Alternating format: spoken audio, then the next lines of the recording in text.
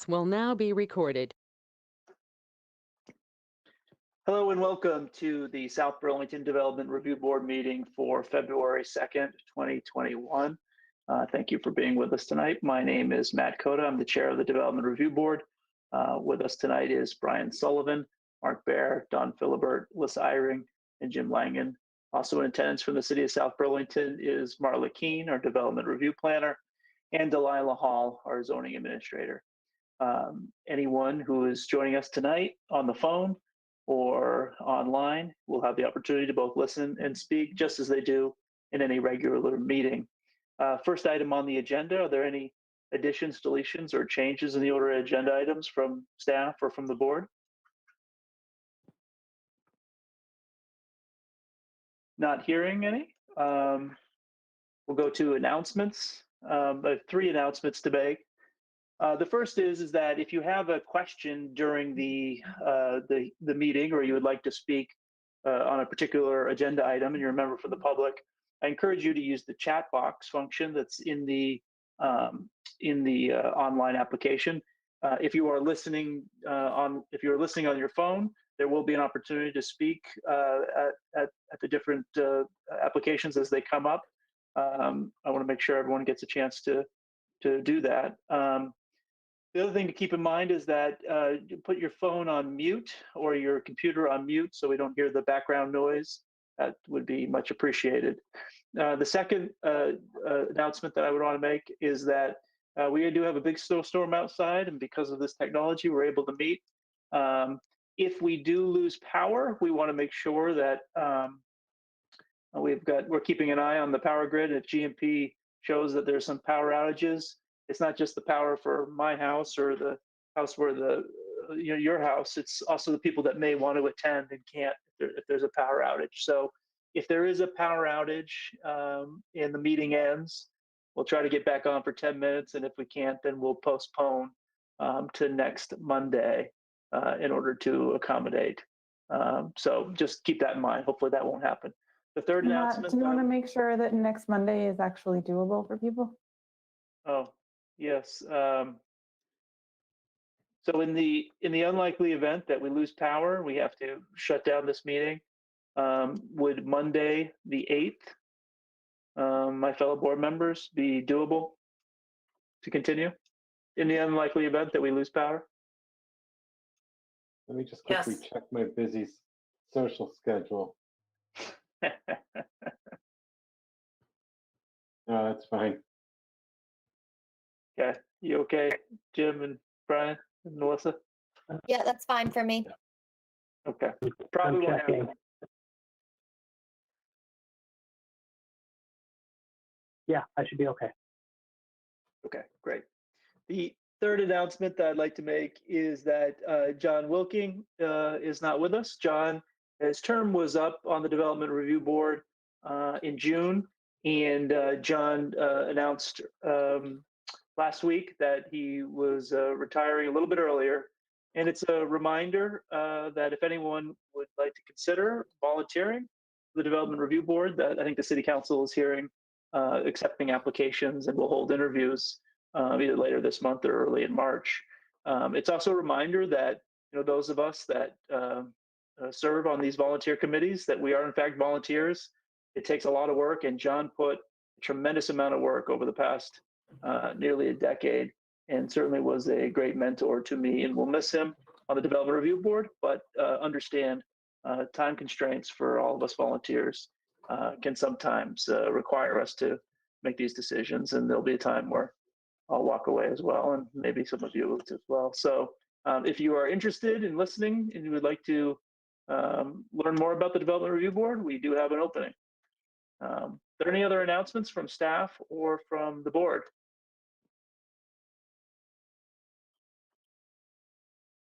Okay, hearing none and seeing none, I'd go to agenda item number 3, which are comments and questions from the public not related to the agenda item, any of the agenda items tonight. So if you would like something to say to the Development Review Board or to staff, not related to the agenda, you can do it one of two ways. You can enter your name in the chat box, say I'd like to speak, or you can shout out, hey Matt, I'd like to talk. Checking the chat box, not seeing anything, not hearing anyone say my name. So I'll move on to agenda item number 4, which is continued site plan application SB 20035 of ReArch Company to amend a previously approved plan for commercial parking and vacant 54,459 square foot building. The tech amendment consists of converting the use to general office and expanding the existing parking lot at 124 Technology Parkway. Now, the board continued this item on 12/15 to allow the applicant time to obtain a state wetlands permit. The applicant has not yet received the permit and has requested it to be continued until March 3rd. So I would make a motion that we continue continued site plan application SB 20035 of ReArch Company to March 3rd. Do I have a second?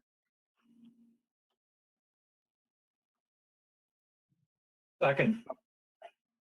Seconded by Brian, and we'll do a roll call. Brian, Aye.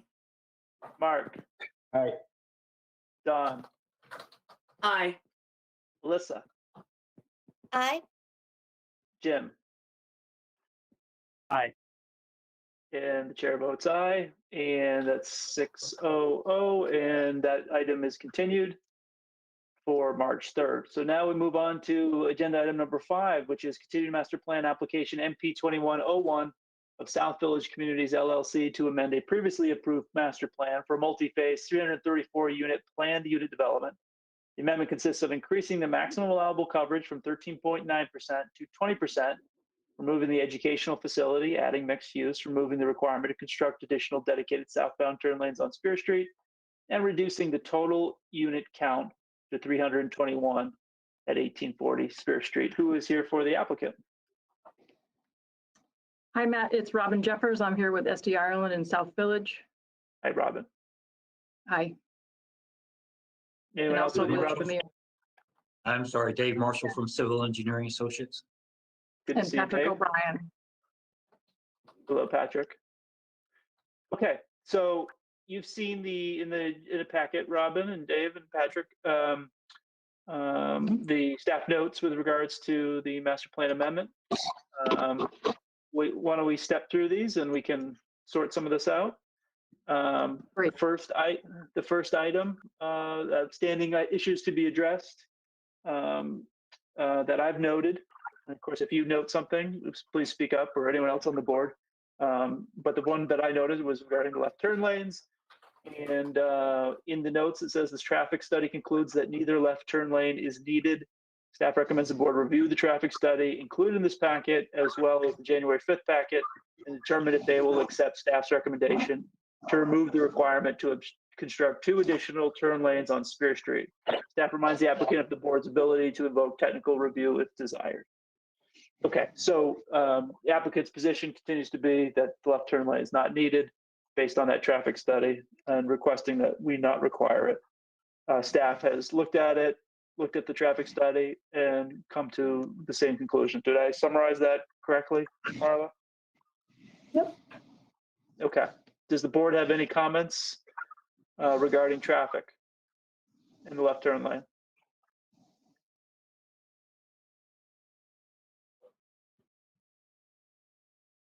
Okay. Lot coverage.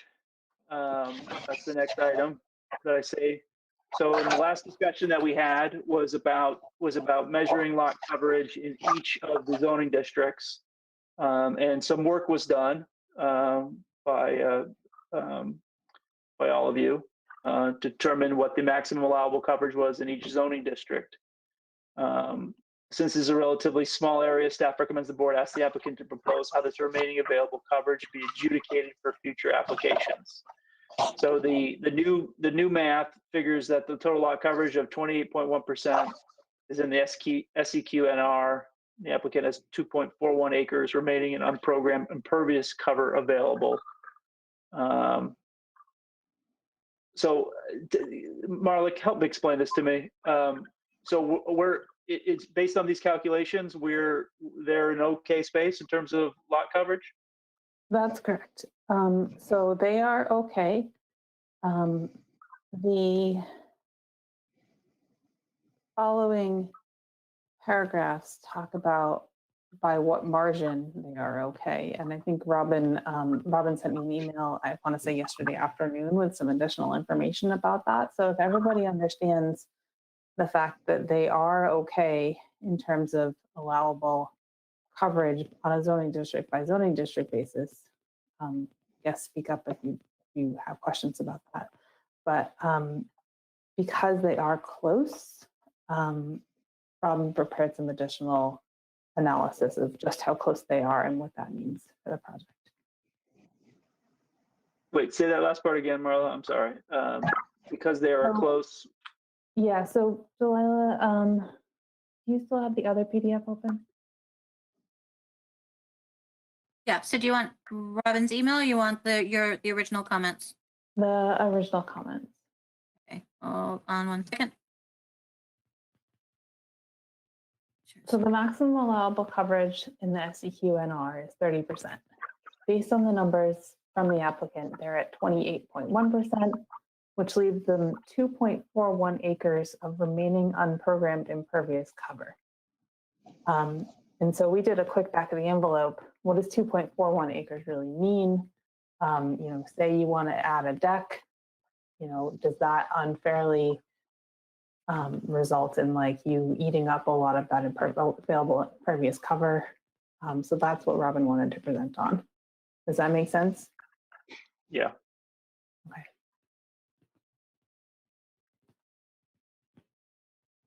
Robin, what do you think? So I had sent in a letter. We did an in-depth analysis on there, and basically CEA and Watershed Consulting, who are our consultants on the pervious and impervious, always carry a 10% margin or overage in all of their projections for the lot coverage. So what we distilled out in this letter that you see in front of you is that essentially there's 5.91 acres left over, or close to 6 acres. And we believe that for the few homes that are even eligible to add on decks or a patio or whatever, that there's more than ample room and that doesn't need to be adjudicated. Because we're built out here. This is it, right? This is it. Decks. So what else have you got? We don't have anything else after this. Right, so Robin's analysis says that if you consider only the types of homes that could potentially have a deck added, so excluding the big multifamily buildings, Right. if it were distributed evenly between all of those homes, then each home could have another 2,000 square feet of impervious and they would still be okay. Right, and they would still, if someone bought a home there and wanted to later add on a deck, they'd still have to. You would go back to these calculations, right? Would you not? Well, that's the problem. These are all owned by individuals. And so the staff comment said, well, how are we going to track that? We can't expect individual homeowners to track it, and we can't put it on Delilah to track, future Delilah to track. So what do you applicants suggest? And what Robin is suggesting is that it's very unlikely to ever get to the point where it matters. So she Right. suggests that we don't need to do anything. Well, it's also, having just gone through a deck permit, you would have to count them in terms of, it would be a first in, the first people, if everyone wanted a deck, Right. you would have to start counting them, right? And counting up impervious. Right, and that's where it gets ugly, because if you're first in, what's to say that you deserve a deck more than the person who's last in? Well, you applied first, I guess. I don't know. I would like to add that the number is so large that if all the people that could double the size of their homes, there's not even enough room on their lots to do that. There is plenty of area. Right. Okay. Yeah, For a lot more than decks. People could add double the size of their garage. People could add a first floor master. People could add a lot before we would ever come near the threshold. Yeah, if each potential lot that it does have the option to expand on it, has 2,000 square feet. You're talking about probably the footprint almost of that each lot. So that's literally like infilling the rest of your yard, with pool, deck, patio, that's a lot of space. I don't think again, could come back and bite us, but I don't think we need to track it and worry about first in, last out, Right. Okay. I'm satisfied. Road geometry. Road centerline geometry is a final plat requirement. On balance, staff recommends the board require the applicant to provide centerline geometry, including stationing for the new roads to propose to support development on lot 11 and lot 48N. We submitted that. Right. So Dave Marshall here. That information is on the individual applications for each one of those lots. The staff report makes it sound like it's to be added to the master plan plat. And if you go to the next page, Delilah, you'll see there's just no room to do anything on there when it comes to that particular level of detail. So we just wanted to make sure everybody was comfortable with where the information is going to be and allow all of us to be comfortable moving forward. Right. So you'll have the centerline geometry on the new roads. Is what you're saying. Yeah. Okay. Yes, it's on the individual plans for lot 11 and lot 48N. Right. Okay.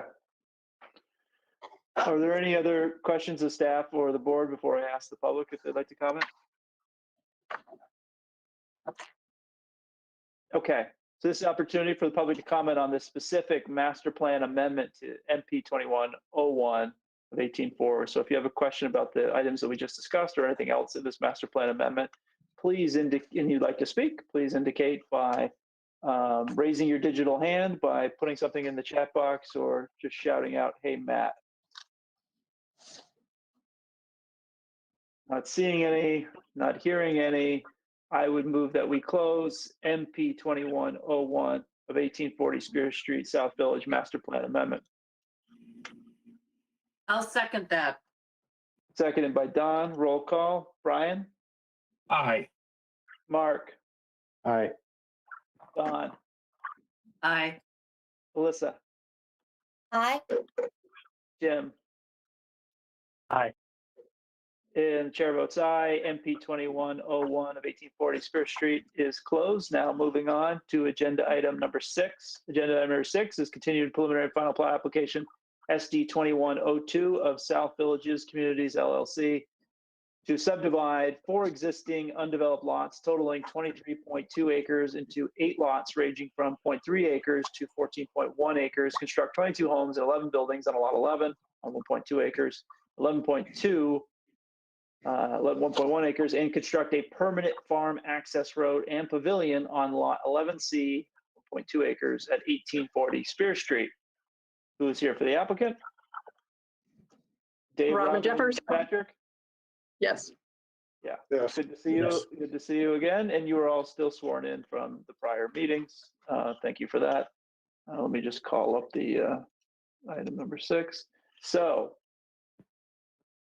you've seen and reviewed, I'm sure, the staff notes in the packet.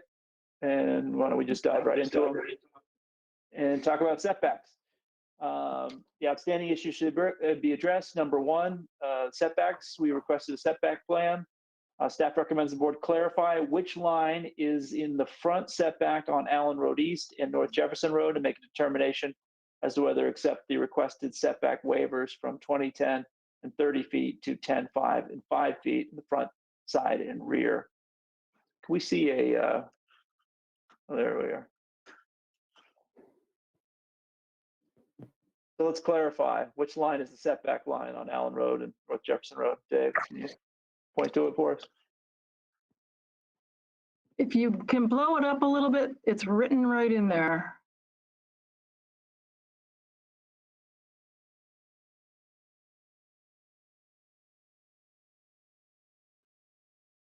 If you could scooch to the left, my left. Is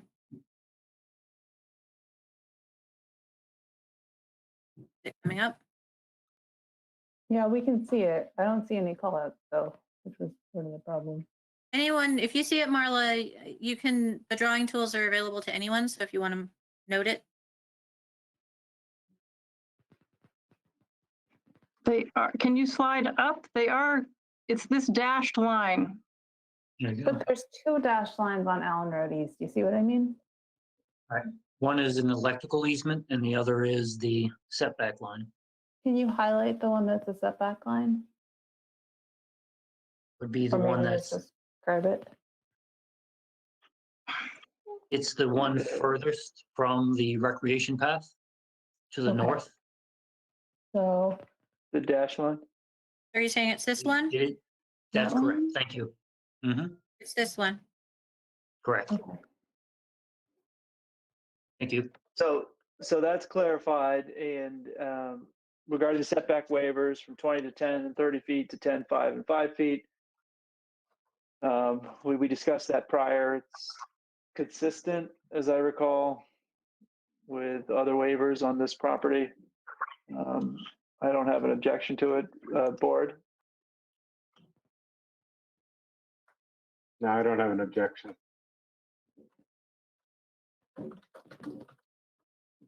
Okay. The next item on outstanding issues to be addressed involves water allocation. Do we have an update on preliminary water allocation for this project? We have received the allocations and we've submitted them to Marla. Okay, excellent. Good to hear. The third item on the agenda, third item on the list of outstanding issues to be addressed with regards to wetland buffer impacts. Can you clarify, staff is recommending you clarify the various mentioned elements showing location of the farm pavilion, existing tent, and the proposed pavilion, both in existing context and in the context of the proposed development. Once that's clear, staff recommends the board consider whether the pavilion is in the appropriate location, taking into consideration the feedback of the Rec and Parks Director and Committee and the proposed Class 3 wetland buffer impact. Staff notes that while the applicant is proposing to cede a portion of the existing Lot 11 to the farm as part of this application, such an action is subject to DRB review. The board may require modifications, for example, for the purpose of wetland preservation in compliance with MS 1903 requiring a community anchoring element in lieu of the school. All right.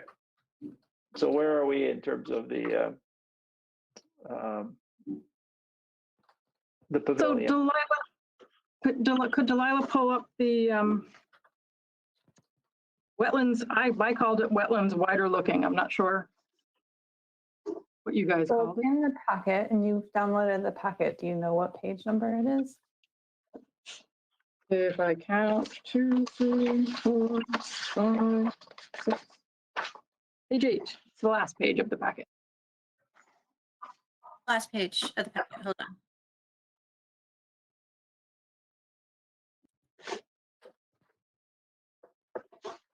And I know while we're looking through things, I know Kathy Frank with Vacant is with us today. Thank you. Good to hear you or see you in the list of people. Is there anyone from Rec and Parks that's on the line tonight or listening in? Okay. Just checking. Okay, here we go. Okay. Can you guys see my cursor? Yes. All right. No, but if you go up to where it says drawing tools, Robin, Uh-huh. you can grab a pointer from the drop down. Or a highlighter, whichever you want. That's okay. I think, is everyone familiar where Lot 11 is sort of on the bottom of the picture and it has the 11 duplexes that we're proposing?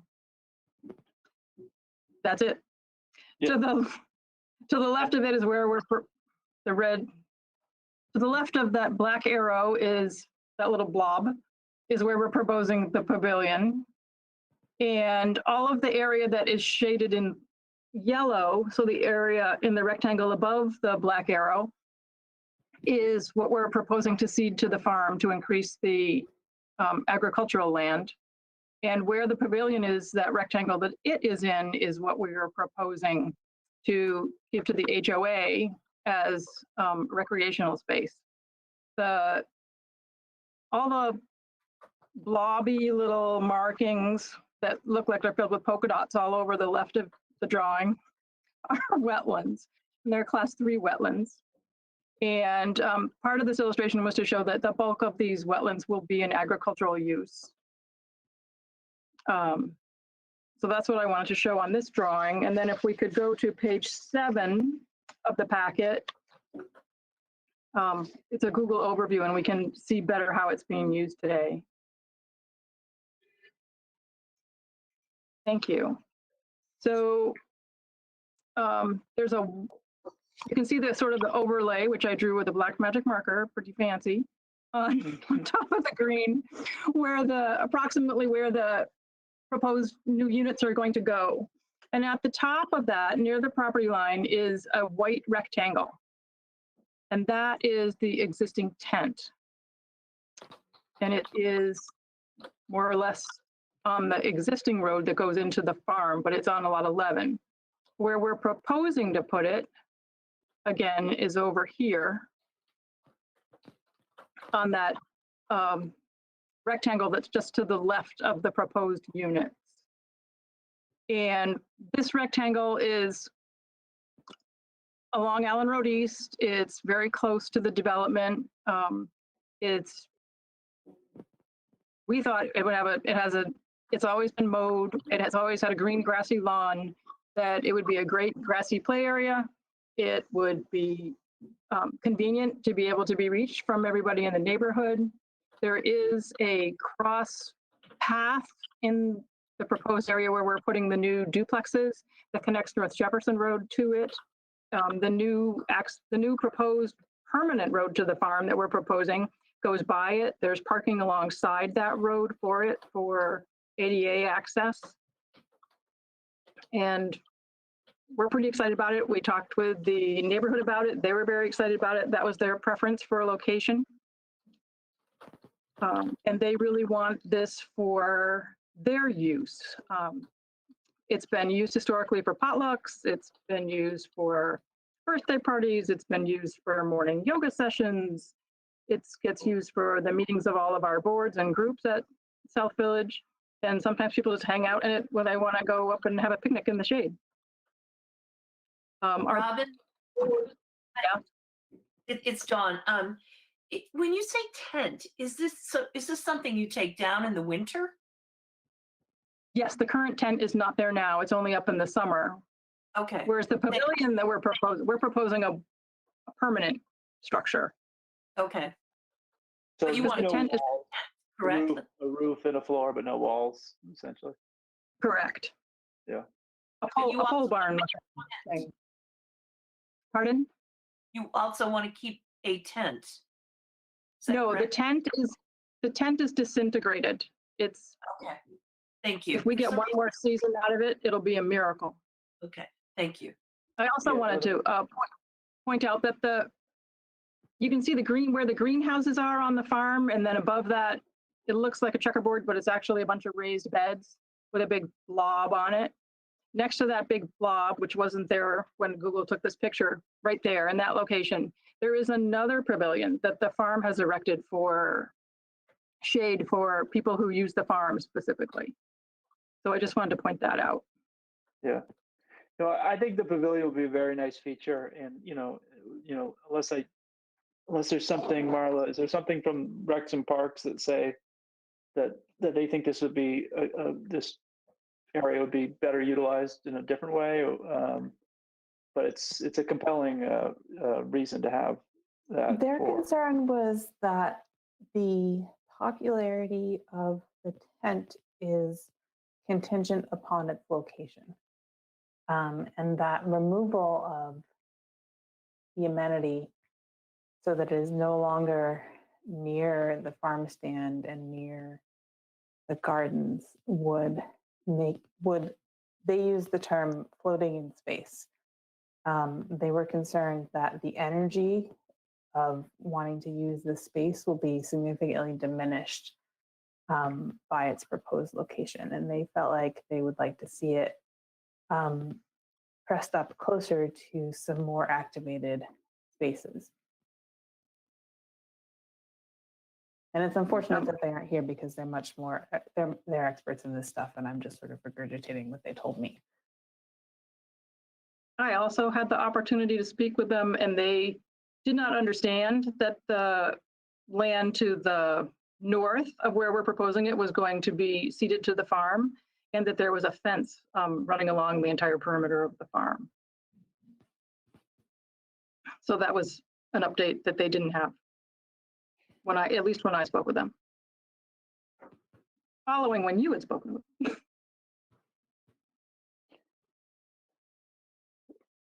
Yeah,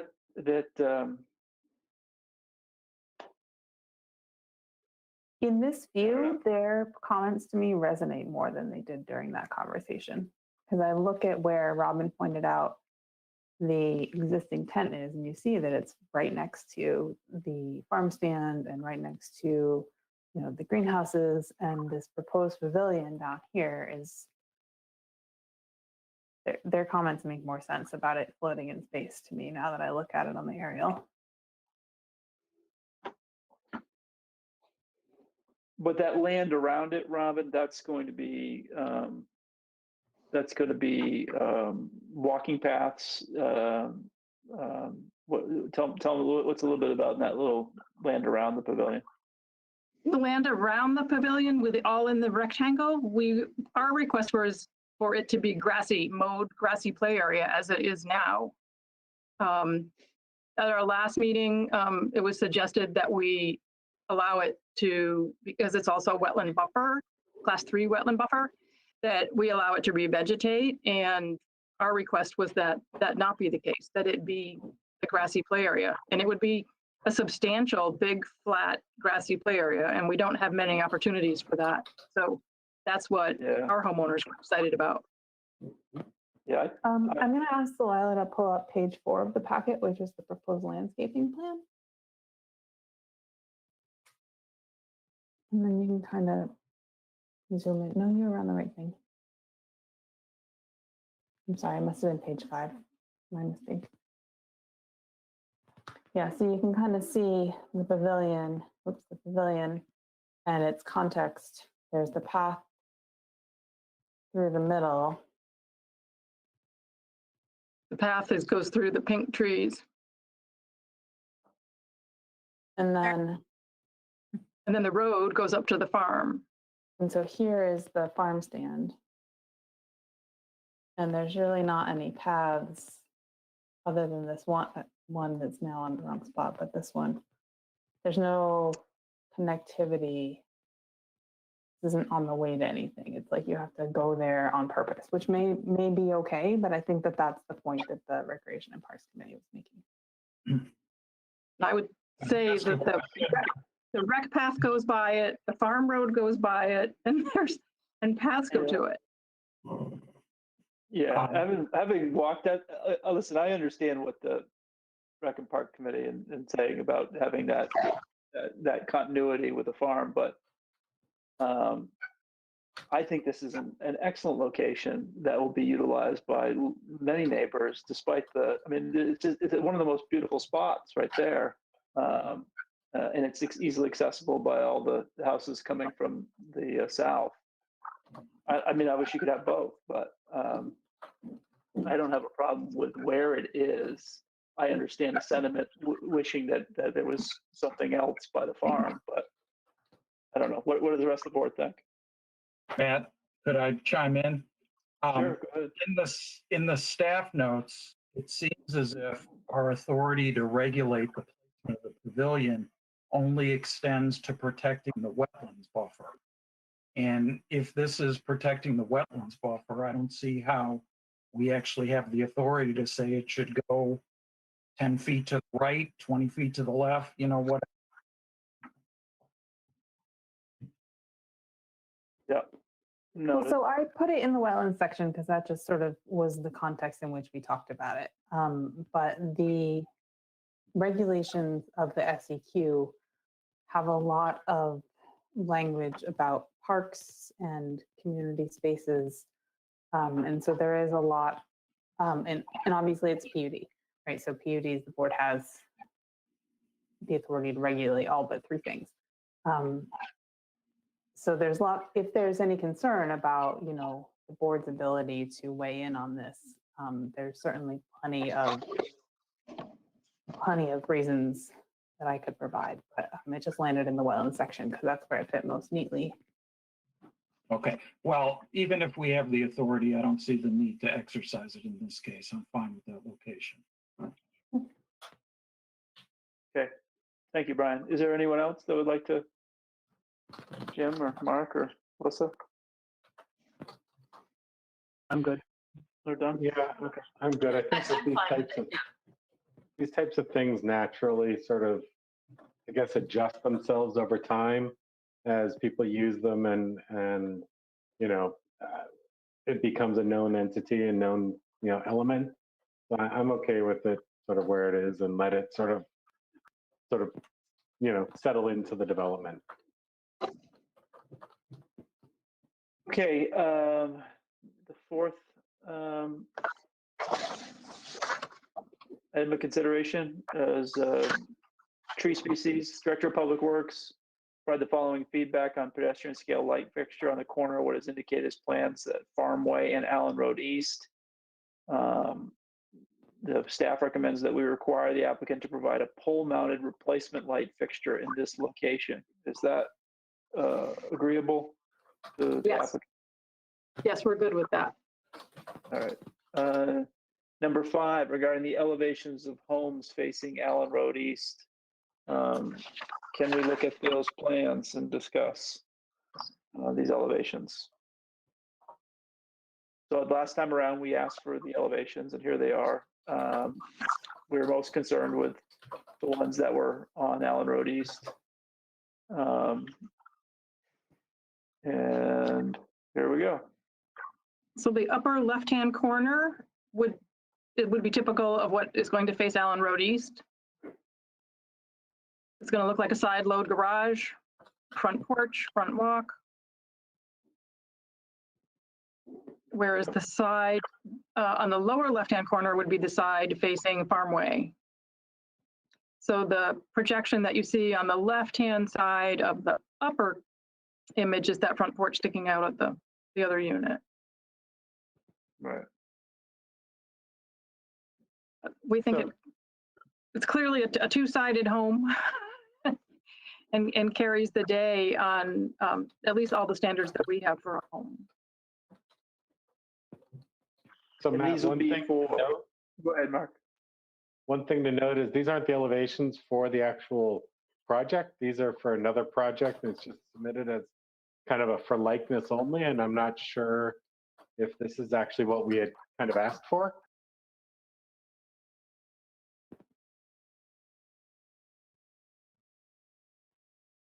Is that right, Robin? We thought that what you were asking for was how would we show a two-sided home? That was our understanding of the request.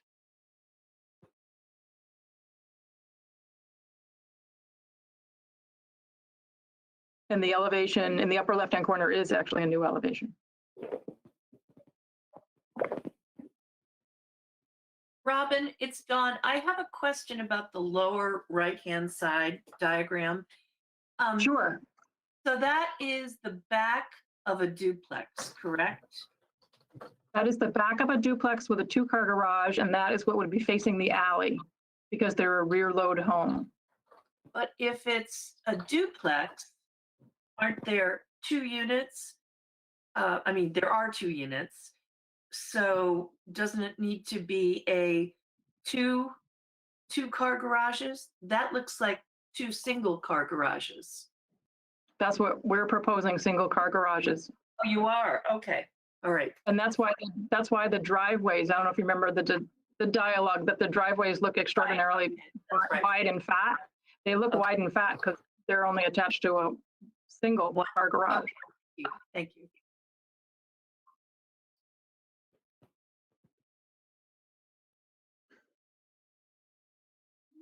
The other thing to keep in mind is that we have several pages of South Village design review criteria for the architecture of each home that was put in place by the previous board for South Village. So Yeah, that my hesitation is sort of alleviated by the fact that this is a continuation of an existing project, not the first home of a new project. Yeah, I'd like to see something a little bit more than just a likeness, but I'm not going to hold it up for that. But. Yeah. Matt, I just wanted to point that out. I didn't Yeah, really no, feel I like know. we did to see it because with the amount of design criteria that South Village has, it was kind of obvious how they're going to solve it. So I really, I just wanted to point out that these aren't actually developed for the project. They were a likeness only kind of thing to show how they would solve it. Right. Yeah. So Okay. my question for the board then is, the design guidelines are in the packet from the last meeting. Does the board, and you don't have to pull it up, but we can go through those at deliberations. Are there specific elements of the shown elevation that sort of make it okay for the board? And is there any of that stuff that we want to call out? Like, I see that there's porches on both sides, both street facing sides, and I see that the garages have windows that face the street. I see that there's columns on the porches and that the windows are double hung. Any of that stuff, I'm pretty familiar with the design guidelines. I know Robin and Patrick certainly are. Is there any of that stuff that you would specifically like to see in these 4 units in order to make them work? This is Robin. I'm happy to read out what it says about entries and fenestration because it covers window openings. It covers how many windows you have to have. It covers that you have to have a gracious front entry that's covered. It doesn't Either a do generous garage windows, does it, Robin? Pardon? Doesn't require garage windows, does it?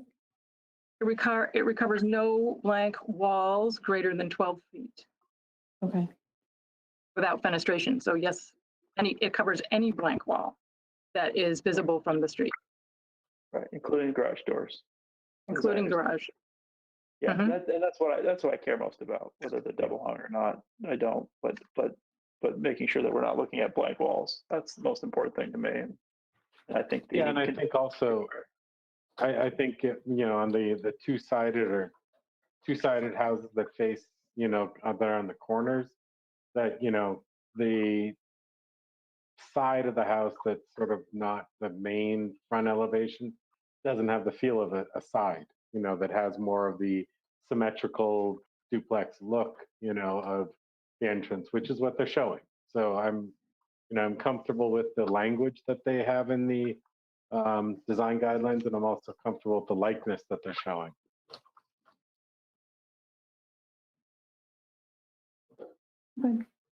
I have a question, Dawn here. In the upper left, I guess side view, is that a real door that goes into the units? The front door? Yes, it is. So they kind of have that unit has 2 front doors. That's correct. Okay, thank you. You're welcome. If you live on the corner, you get 2 front doors. I guess that's how it works. Okay, number 6 is the affordable housing density bonus. The applicant has testified that they would accept a condition that requires them to submit zoning permits in pairs of 1 affordable and 1 market rate, with each pair of market rate affordable units be required to have the same floor areas as one another, but the floor may be allowed to differ between the pairs. And staff wants us to confirm that this is the correct restatement of the applicant's proposal. Robin, is that correct? That is correct. Okay. I think we are done with all those comments. Is there any other questions the board has for staff, or the board has for staff or the applicant? Not hearing any. This would be an opportunity for anyone in the public that would like to comment specifically on this application. You can do so by shouting out your name or by raising your digital hand by entering your name in the chat box. Sorry, did we here- discuss the lighting? Yes, they Yeah, said, okay. I believe they agreed. Robin, can you confirm that? We Yes. agreed. Yes. Yes. We agree. Full Okay, amount of sorry. I replacement apologize. light and fixture in this location. Yep. She agreed so fast, we barely heard it. Okay, I'm looking at the chat box. And I see that Stuart Moat would like, am I pronouncing your name right, Stuart? Would like to make a comment. Stuart, welcome to Yes. the Development Review Board meeting. Good to see you again. You've got Oh, man. 3 minutes. You've got 3 minutes. I won't hold you to 3, but just to be fair, go ahead and tell us a little bit about you and what you think about this project. Hi, Matt. Hello, team. Yeah, I'm Stuart Mount. I live in the north end of the South Village development. I'm a member of the board for the Homeowners Association. And I just wanted to speak in favour of the proposed positioning of the new pavilion. As a resident on the north side, I would have no trouble walking to it along the unpaved farm road and then the new paved farm road. To me, it's easy to walk to. I like the new proposal. I like that it's permanent. I think it will be an advantage to the development as a whole. That's really all I wanted to say. Great. Thank you for your time, Stuart. Appreciate Thank you. it. Is there anyone else that would like to comment? Not hearing anything, not seeing anything, then I would make a motion that we close SD 2102 of 1840 Spear Street, South Village. Is there a second? I'll second that. Seconded by Don Philibert. Roll call, Brian, Aye. Mark, Hi. Don, Aye. Alyssa, Aye. Jim. Aye. And the chair votes aye, and SD 2102 is closed. Now we move on to agenda item number 7. Agenda item number 7 is SD 2103 of 1840 Spear Street, South Village, Lot 48N, preliminary and final plat. And I'm guessing who is here for the applicants includes Robin, Patrick, and Dave. Yes. Yes, and you've all been sworn in the last hearing, so you're still sworn in again. And let me just call up preliminary and final plat application. This preliminary final application, SD 2101, consists of subdivision of an existing 1.92 acre lot into 5 lots, ranging from 0.14 acres to 0.6 acres, and to append a 0.18 acres to an existing 12.68 acre agricultural lot for the purpose of developing a 2-family home on each of the lots 92 to 95, establishing the 5th lot as a permanent open space and expanding the existing agricultural lot at 1840 Spear Street. You've reviewed the packet prepared by staff and the outstanding issues to be addressed. So let's just dive right into it. Setbacks. Staff is not in favor of this configuration of the rec path being located on private land, but since it exists, recommends the board at a minimum require a 13-foot setback to result in the appearance of a 10-foot setback. Staff is otherwise supportive of the requested setbacks. Can we point out this this rec path here? It's that gray area over on the right, but we also submitted a drawing, C 2.0, which I believe is page 9 in the packet, that shows the 10-foot setback. Okay. So if we could zoom in a little closer. A little closer. sorry, 92N. So, whoops. Yeah, and right, So Marla, can I call on you here? The concern with is that the rec path is really it's more like a 7-foot setback because of the private road, and there's a concern for whoever lives in that area, or explain the.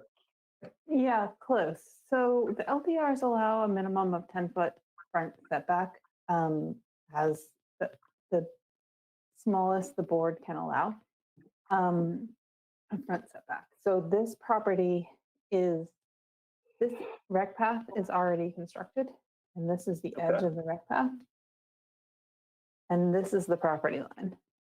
So a 10-foot setback from the property line results in the buildings actually being 7 feet from the rec path, which we don't think is consistent with the LDRs, which allow a minimum of 10-foot front setback. So because the intent, obviously it does technically comply, but our position is the intent was to have things be set back 10 feet from the road or path or sidewalk. Right. So that's why we're recommending 13 here. So if we required a 13-foot setback to make up for that, what are we moving a building? Are we moving the existing rec path? I mean, what would happen? So you wouldn't be moving the existing rec path. It would be probably moving the building. I didn't measure. Let me switch to a different pen. I think I ended up with a black pen today, which is terrible. Can't see anything, but I don't know what this distance is or how much it would have to move, but I suspect it'd have to move a couple feet because this is a porch, right, Robin? And this is That is a porch, Porches are allowed and to under approach it setback. Porches, that's what I was going to say. The LDRs actually allow a porch to be in the setback, right, by up to 5 feet. And we're proposing to not have our porches in the setback up to 5 feet. Most of the homes on Dewey Lane, for example, all have their front porches within the 10-foot setback, so that they only have the appearance of a 5-foot setback. So we would prefer that the 10-foot setback be what is the outcome here today, so that the porches are not in the setback. So in this case, so what you're saying, the porches are 1-foot porches, right? And this building, the main body of the building here is 2 feet. So the two stories. So the 2-story building would be 10 feet from the edge of pavement, whereas on Dewey Lane and other places in South Village, these smaller 1-story porches are within within 10 feet. They're all within 5 feet of the sidewalk.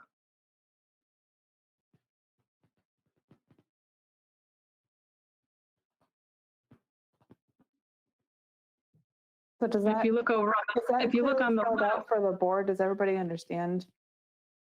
Yeah. Now what the question is? if you look to the left and you see the 5-foot setback on the side, there really isn't wiggle room. This is kind of shoehorned in here as best it can be. And I would say it's in keeping with the other homes in South Village.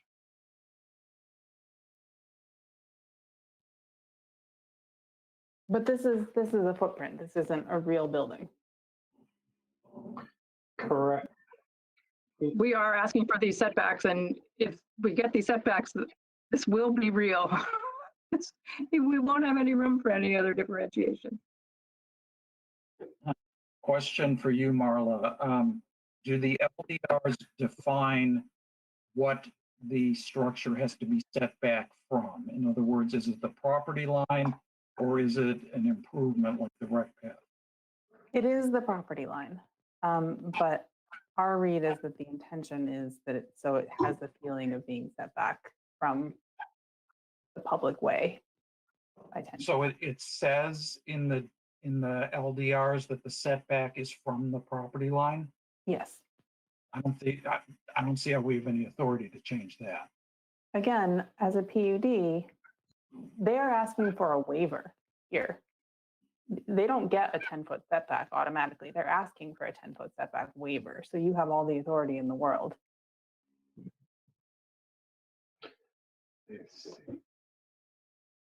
And they technically meet the 10-foot setback, but what you're saying is the intent of the 10-foot is to allow for like a 10-foot buffer between the rec path and the edge of the structure and the existing rec path. So part of the existing rec path is actually straddled by the property line. And I may have confused the issue by mentioning the board's maximum waiver authority. The point here is that they're asking for a waiver, and we think that the waiver is possibly 3 feet beyond what the board should approve. Can you just shift the property lines? See the between 93 and 92? 93, the building has quite a bit of flexibility and wiggle room, whereas 92, it's right up against the 5-foot setback line. Can you just shift the property line between 92 and 93 over 3 feet?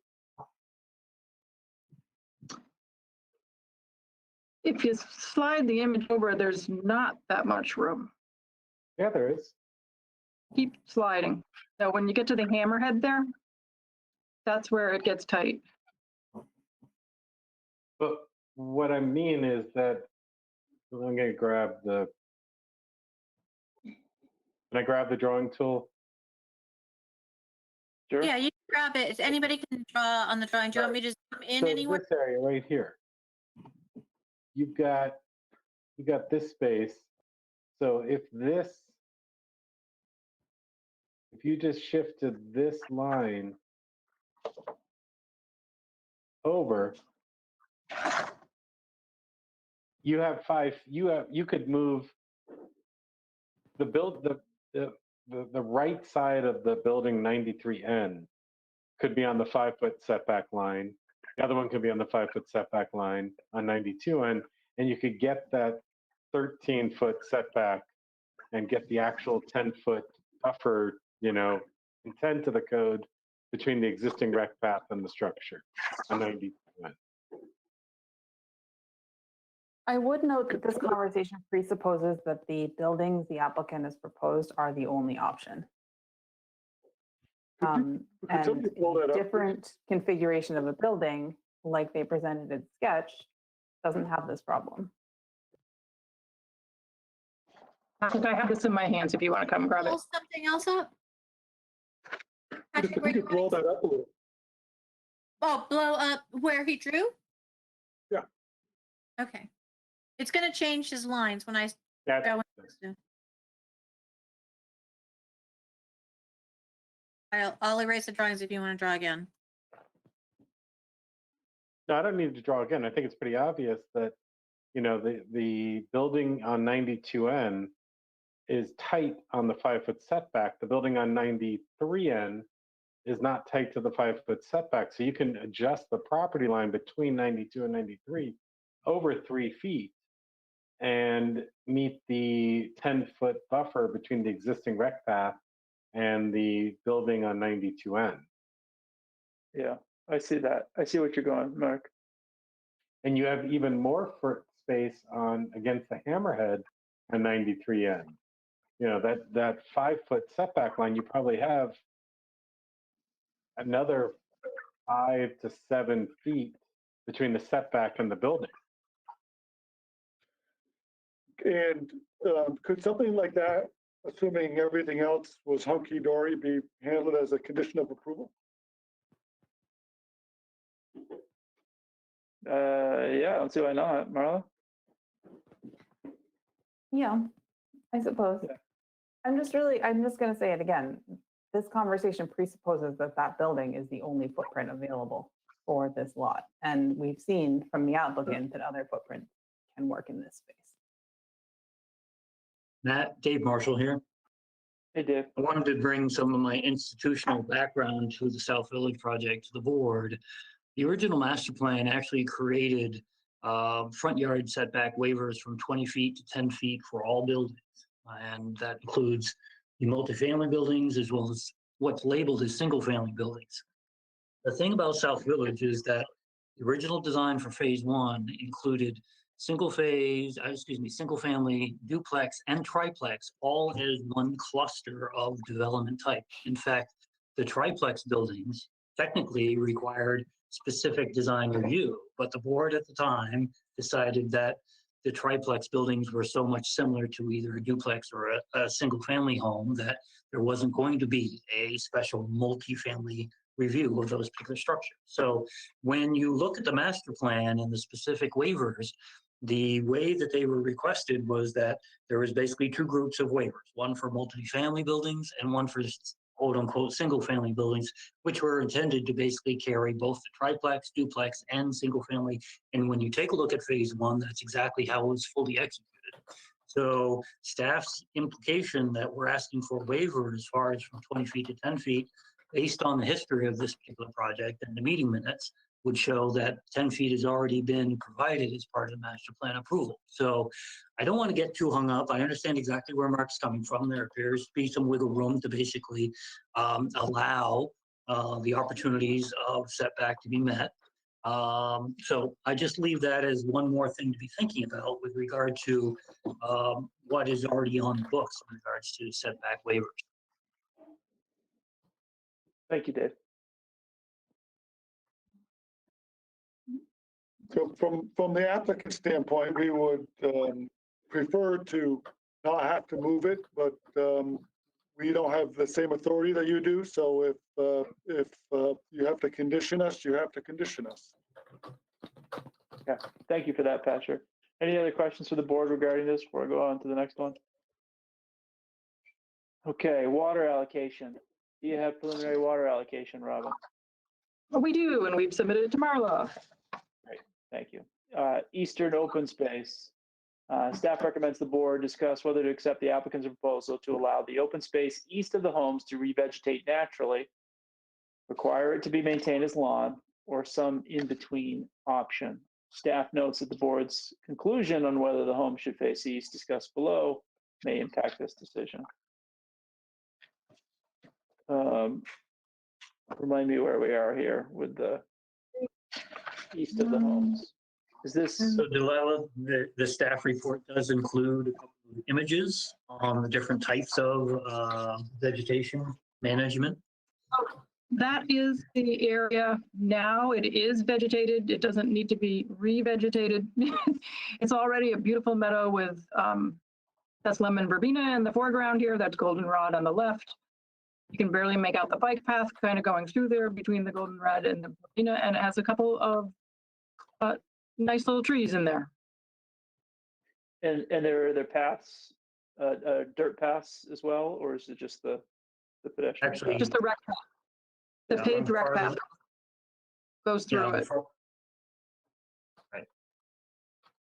So at the last hearing, the board indicated they wanted recreation and parks feedback on this. So that Did we get is it? what is included in the packet. Scrolling. Those are examples of other parks at South Village that are actually across the street from each other, one which is maintained and one which has been naturalized.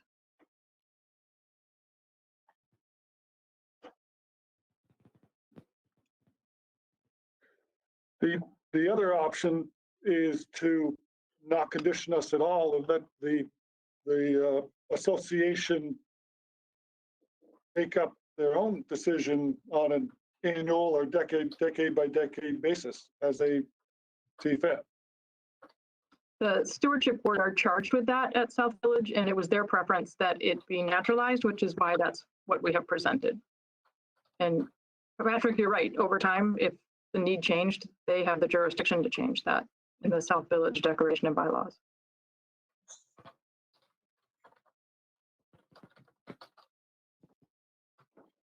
I'm not seeing it in the packet, or is it a separate? It's not in 7. So at the top of page 2 is the recreation and parks feedback on that open space. In SD 2103. SD 2103 with the little triangle bullets.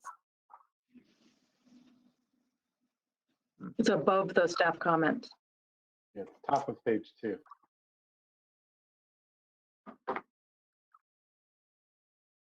Oh, I see. Okay, I was looking for a quote. I didn't really. I was sorry. Yes, you're Sorry, it was an And in-person I meeting, didn't so they didn't attribute give it me anything in writing. to Rec and Park. I just attributed it to Marla.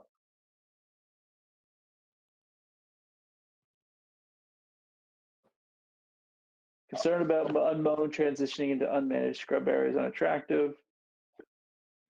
Focus on playability, interaction with neighbors. Open to reconsidering maintenance if it doesn't get used. So do dogs and people walk through this scrub area right now, Robin? The meadow, I would say, is too tall for that. What it primarily is it's an area. I'm going to ask you to bring up. I added a submittal today. It was called South SV Phase 2 JPG. If Delilah, if you could bring that up, I think it shows pretty well where this little green space is.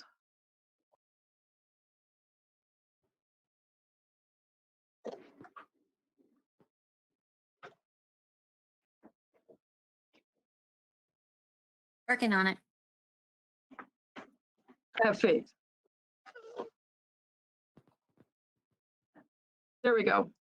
So it's that little perfect rectangle right in the middle. So all of the homes on the right-hand side, you've got right there, you got it. That's it. The bike path goes along the western perimeter of it, and there are it's to be fenced area, have sections of fence all the way around it. And currently all the homes that are on the right-hand side are pre-existing. And so those backyards back up to that naturalized area. Right. And it sort of would be, it's a nice buffer between the rec path and the backyards of the existing homes and the future backyards.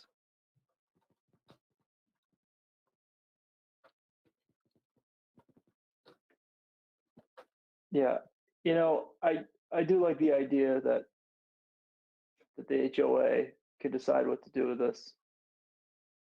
You know, based on what their needs are, what their desires are. But, you know, preserving that ability is just as important for us to decide on a February what it should be right now, taking in mind the Rec and Parks recommendation, you know, to have places for people to play. But I don't know, maybe in 3 years it'll be something else. I don't know. What does the board have any other strong feelings? This is Dawn. My sense is that there's lots of manicured lawn space, or there will be in this area, and I think naturalized areas can add a great deal of interest to property. Just my opinion.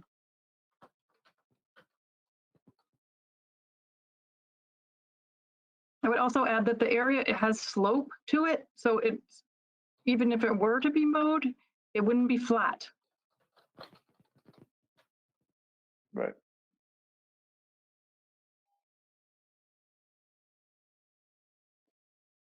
Okay. So I'm not hearing anyone ask for anything specific other than I like the idea of letting the homeowners get to decide if they want to change their minds or change what to do with that space. Yeah, I mean, Matt, the HOA seems to have a pretty active conservation slant to it. So I think letting them figure long-term how they want to handle these spaces seems to be, you know, certainly acceptable. Okay, the next one I noted was differentiation between the driveway and the road. Is the driveway and the road sufficiently differentiated so as to present a 200-foot road with a driveway at the end? Accordingly, staff recommends the board determine if the driveway is required to be maintained permanently as unpaved. We look at page 9, Delilah. Please.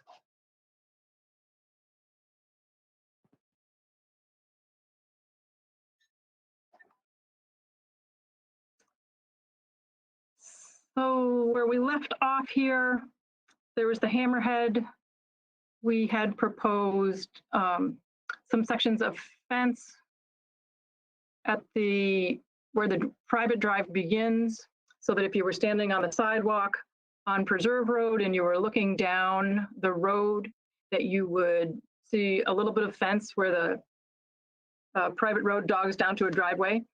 There is not a gate, but the sections of fence would come up to the sides of the driveway, so that it would be very clear from your standing from that perspective that you had a private drive and the road ended. So we left off with that. We had talked about, we had originally proposed to put a fence also on there that said, a sign on that fence that said private drive. And it seemed like we all concluded at the last meeting that we didn't need the sign, that was overkill. That we So could the just reason I go. put this in the staff notes again is because we heard a lot of testimony and the board didn't really get the opportunity to discuss. They did have a little bit of conversation about it at the deliberations, but I wanted to make sure that the board felt comfortable with what they presented and kind of decide if they needed to see modifications. And certainly they're welcome to ask questions, but I really want to hear from the board on this one. Yeah, good point, Marla. I like the unpaved road. I don't want the fence to look like a gate, but I'm satisfied that it doesn't. You know, I think it's sufficiently differentiated, but does anyone else on the board have a comment regarding the gate, the unpaved road, the gravel road, or the differentiation between the driveway and the road, or how it could be greater differentiated? Yeah, Matt, Mark here. I agree with you in terms of the unpaved road, but I know that at the last meeting, and there was some discussion over the issue of, gravel driveway and accessibility and stuff like that. Do we want to say like gravel road so there's more differentiation, but allow the actual driveways to be paved so that you do have secure, stable parking areas that can be plowed and secured for accessibility? That was our request, that the driveways be accessible, which would mean paved. I think that's very important. Okay. So with that, I think that there's enough differentiation to say that, what's road and what's private driveway.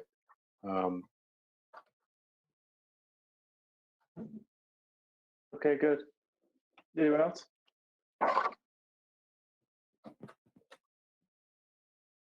Then we'll go to building orientation. Residential buildings, of course, are oriented to the street. Staff considers this revised. Can we see the revised configuration?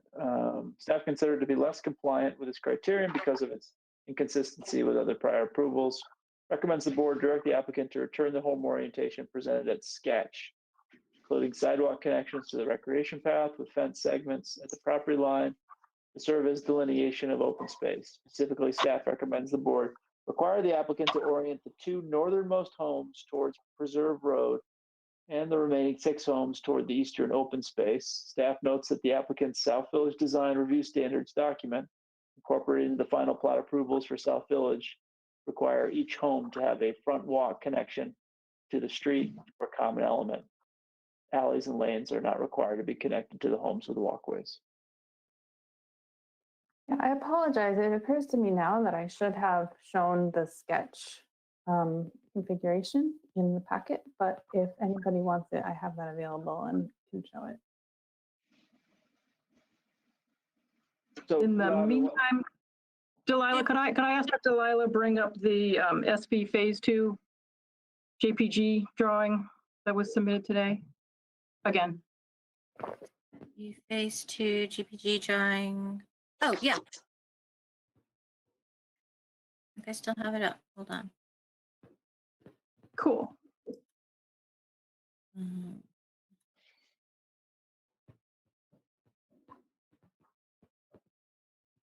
Okay. Bear with me. Here it comes.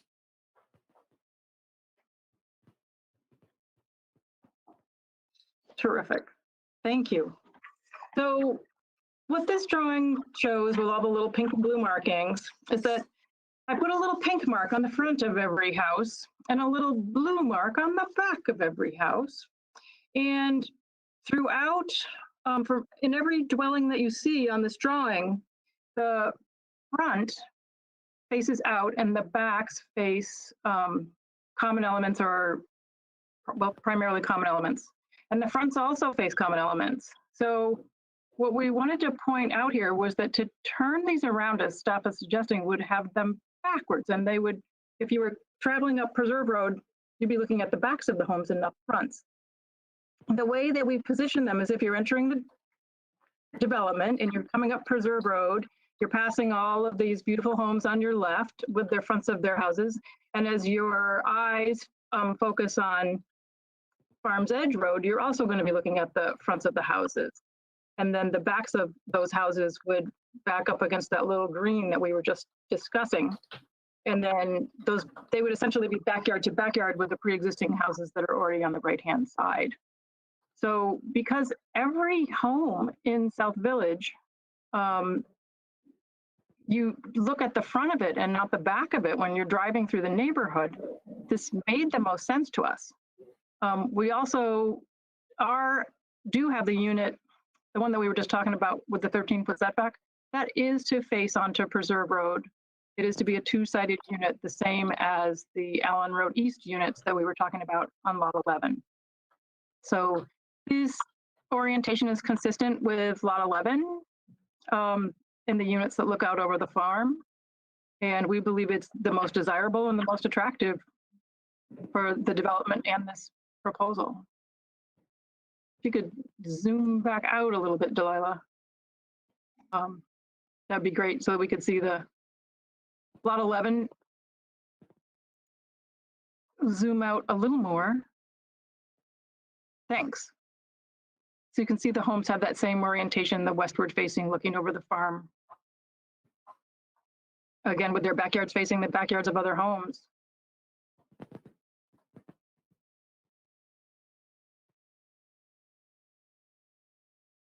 So we thought ultimately this makes the most sense. It's the most attractive.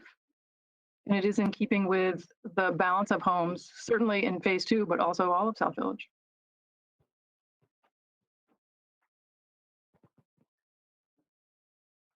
Any reactions, board? No, Matt, I think that actually does make sense in terms of building orientation with the front facing the road and the back, because then the backs are going to be sort of a common element with the roads on North Jefferson with the sort of the community green space in between it. Keep in mind, it's not a road. I know Only it's not the a road, first 200 but feet is a road. I know. Okay. I know. But I think doing it the other way is you're going to be presenting the back of the house to the more public way. Let's put it that way.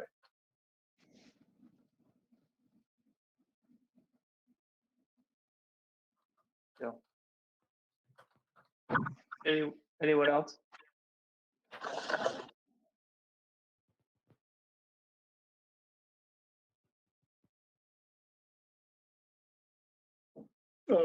If I may, just a clarification on the staff notes.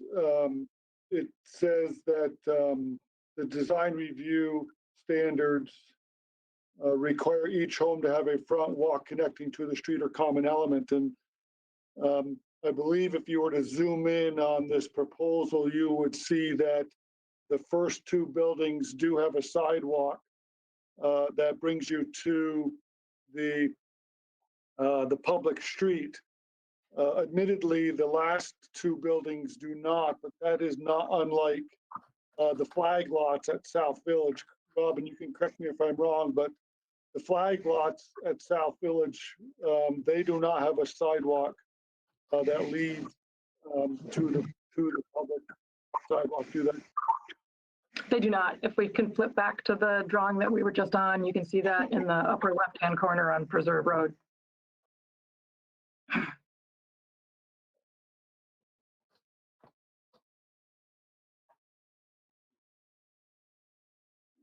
Hold on. Okay. It's not opening. Oh, well. Patrick's correct, all the flag lots, including the first, they are the third and fourth house up Preserve Road, which are visible on that drawing. Oh, you got it. I'm just In the upper concerned, left-hand. and maybe the board has some different perspective on this. Those southern two proposed homes, without facing onto the common element, are The just farm is a common rural element. homes. They're just homes that don't communicate with the rest of the neighborhood. Am I missing the point? How is it that you guys are comfortable with that? They have a front walk connecting to a common element. Do they, the Right. bottom two? I don't think they do. No, looking at the plan, the ones to the north closest to Preserve Road, those two buildings have a sidewalk connecting to the sidewalk along Preserve Road. The southern two buildings do not have a sidewalk. But again, there's already, precedent set on other lots in South Village that do not have frontage on a public street and also do not have sidewalks leading to the public sidewalk. Patrick, as you say that, I feel the same anxiety. So maybe the board has already been down this road, because my reaction to that is like, oh God, that's also just as bad. So I don't know. They do, I would just say that they do front on a common element because the farm is a common element.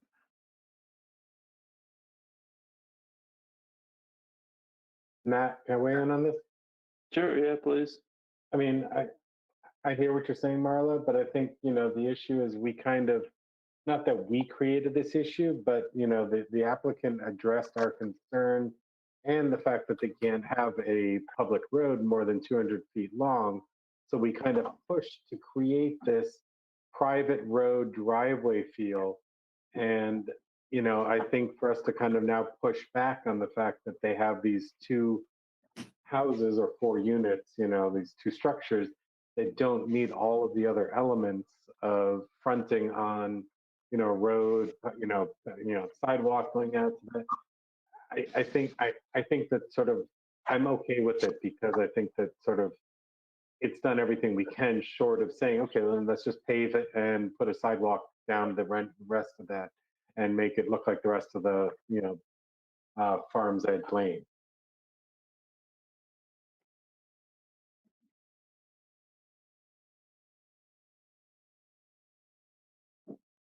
Yeah.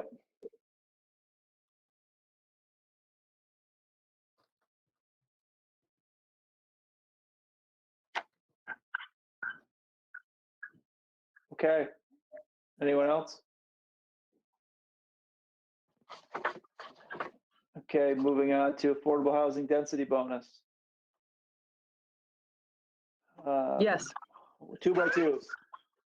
March 2x2s. Yes, Robin? Yeah. Yes, please. Good. And you should provide more traditional street trees along the private dead-end street. After our We did. first.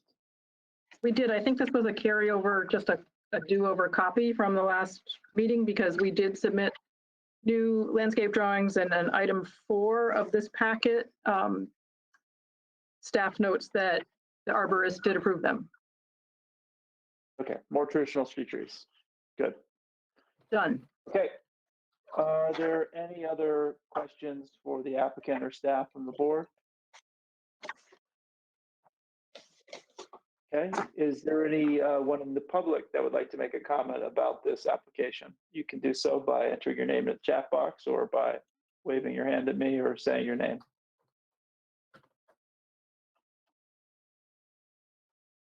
Not seeing any, not hearing any.